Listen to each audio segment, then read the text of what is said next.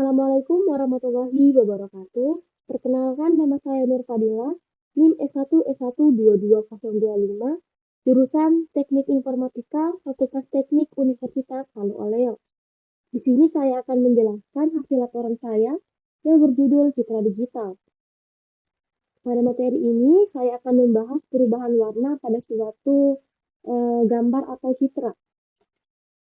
Pada proses ini, saya menggunakan metode histogram dan menggunakan proses grayscale. Langsung saja kita masuk ke penjelasan materinya. Apa sih itu citra? Citra adalah representasi visual dari objek atau gambar dalam bentuk data digital. Citra digital terdiri dari kumpulan piksel, di mana setiap piksel tersebut dapat merepresentasikan elemen terkecil dalam citra. Setiap piksel memiliki nilai atau kombinasi nilai yang mewakili tingkat kecerahan, warna, atau atribut visual lainnya. Sedangkan histogram merupakan representasi grafis dari distribusi intensitas piksel dalam sebuah citra.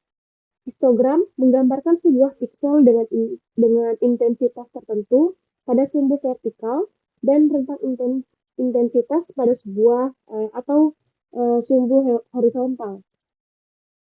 Histogram juga dapat memberikan informasi tentang sebaran intens dalam citra, termasuk tingkat kecerahan, kontras, distribusi, serta kemunculan nilai intensitas tertentu.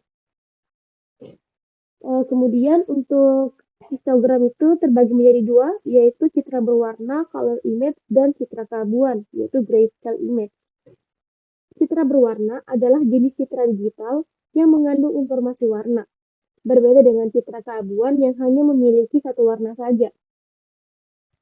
Citra keabuan atau grayscale merupakan jenis citra yang memiliki satu saluran warna, yaitu keabuan.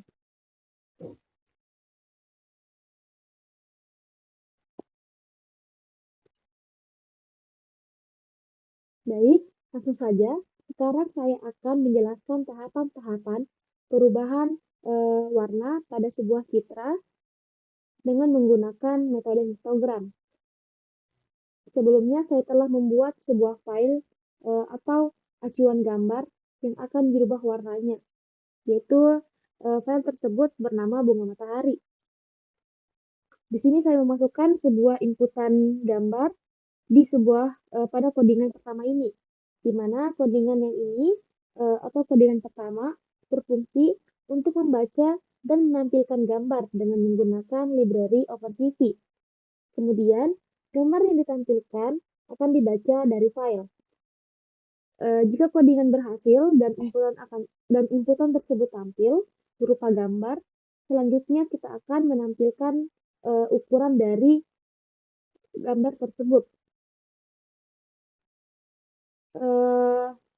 Untuk fungsi dari codingan ini adalah untuk membaca gambar, mengubah format warna gambar, dan menampilkan menggunakan library OpenCV. Gambar yang ditampilkan adalah gambar yang dibaca dari file bunga JPG dengan format gambar RGB. Jadi untuk gambar pertama ini kita diubah dulu ke bentuk RGB. Selanjutnya kita masuk ke tahapan yang ketiga, yaitu membuat atau menampilkan histogramnya.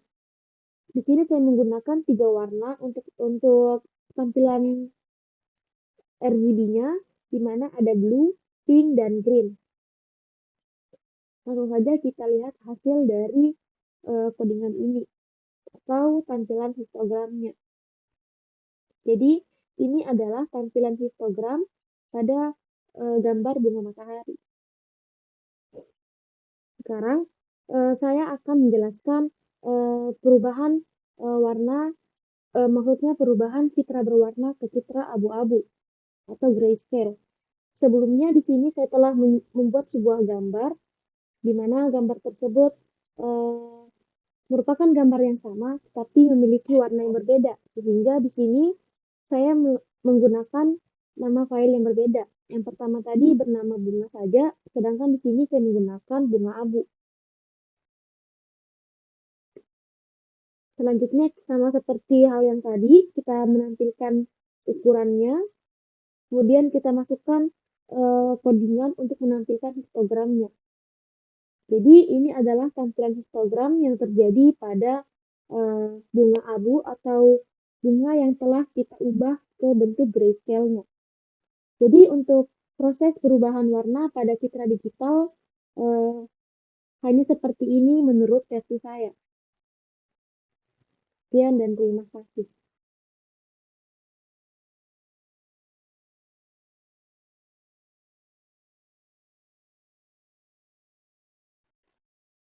Assalamualaikum warahmatullahi wabarakatuh. Perkenalkan, nama saya Nur Fadila, NIM S1S12225, jurusan Teknik Informatika, Fakultas Teknik Universitas Salo Oleo. Di sini saya akan menjelaskan mengenai laporan saya yang berjudul Ruang Vektor.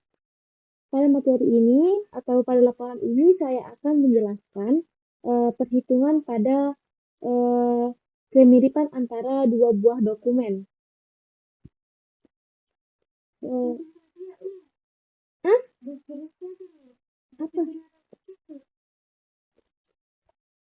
Jadi, ruang vektor didefinisikan sebagai himpunan objek-objek vektor yang memenuhi serangkaian sifat tertentu. Ruang vektor ini berhubungan erat dengan konsep-konsep seperti vektor, skalar, dan operasi-operasi matematika yang dapat dilakukan pada vektor tersebut. Secara formal, ruang vektor adalah himpunan V yang terdiri dari elemen yang disebut dengan vektor. Bersama dengan dua operasi, yaitu penjumlahan vektor dan perkalian skalar, ruang vektor V memiliki lapangan skalar tertentu seperti bilangan real atau kompleks yang digunakan untuk melakukan operasi penilaian skalar. Selanjutnya, kita akan masuk ke langkah-langkah dalam membandingkan dokumen. Hal yang perlu kita lakukan pada pertama itu kita mencari atau memilih sebuah dokumen yang akan kita hitung tingkat plagiarismenya atau tingkat kemiripannya. Kemudian kita pilih kata-kata yang ingin kita hitung sebagai acuan atau sebagai patokan untuk melihat seberapa mirip antara dokumen yang pertama dengan dokumen kedua. Kemudian kita lihat atau kita hitung antara kata yang ada di kalimat pertama, dokumen pertama dengan dokumen yang kedua itu seberapa banyak yang sama. Di sini ada 2, 2, 2, 1, 1, 1, 0, 1, 2, 0, 0. Kemudian untuk dokumen kedua ada 0, 0, 1, 1, 1, 1, 0, 0, dan 2, 1. Setelah itu, kita masukkan atau kita tambahkan nilai 10 ini ke dalam setiap hitungan kemiripan yang sudah kita hitung sebelumnya. Setelah itu kita jabarkan satu persatu dari yang terbesar hingga yang terkecil. Kemudian kita tambahkan log 2/2, log 2/2, log 2/2, dan selanjutnya. Sini kenapa ada 2 dan 1, nilai ini berpaku atau sesuai dengan nilai yang tertera di bagian atas ini. Setelah itu kita hitung tingkat kemiripan dari kedua dokumen ini menggunakan teknik atau cara TF-IDF dan TF-IDF juga. Kita bisa lihat bahwa di sini tidak ada nilai yang sama atau tingkat kemiripan yang sama, sehingga tertulis 000 dan yang di bawahnya juga 000. Maka bisa disimpulkan bahwa dokumen satu dengan dokumen yang kedua itu tidak mengalami kemiripan sama sekali.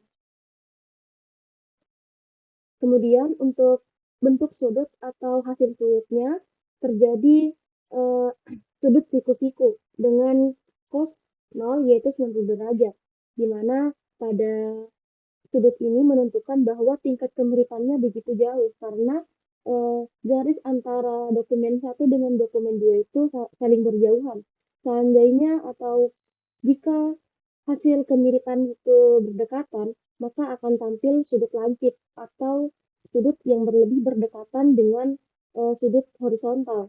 Namun karena hasil sudut ini mengalami kemiripan yang tidak yang nol, maka hasil dari sudut untuk dokumen satu dan dokumen dua ini membentuk sudut siku-siku. Selanjutnya kita akan membahas atau masuk ke tahapan implementasi dari studi kasus.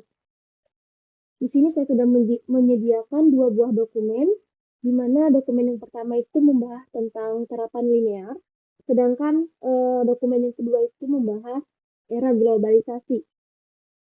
Langsung saja masuk ke tahapan pengkodingan antara dokumen satu dengan dokumen yang kedua. Pertama, kita masukkan sebuah dokumen yang pertama, tujuannya untuk mengimpor library request, NumPy, dan Tcfs vectorizer yang digunakan dalam pemrosesan data. Kemudian, untuk mengambil data melalui HTTP dan melakukan representasi vektor fitur berdasarkan skema TF-IDF untuk teks. Untuk codingan yang kedua, Devcosin similarity, codingan ini digunakan untuk menghitung kemiripan kosinus antara dokumen vektor key dan D. Kemudian mengikuti formula standar perhitungan kemiripan kosinus dan mengembalikan hasil kemiripan sebagai nilai output. Kemudian kita masukkan codingan yang ketiga.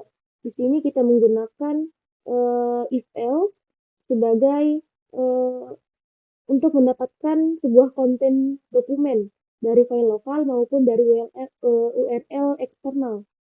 Dengan ini kita bisa menangani kedua skenario secara terpisah.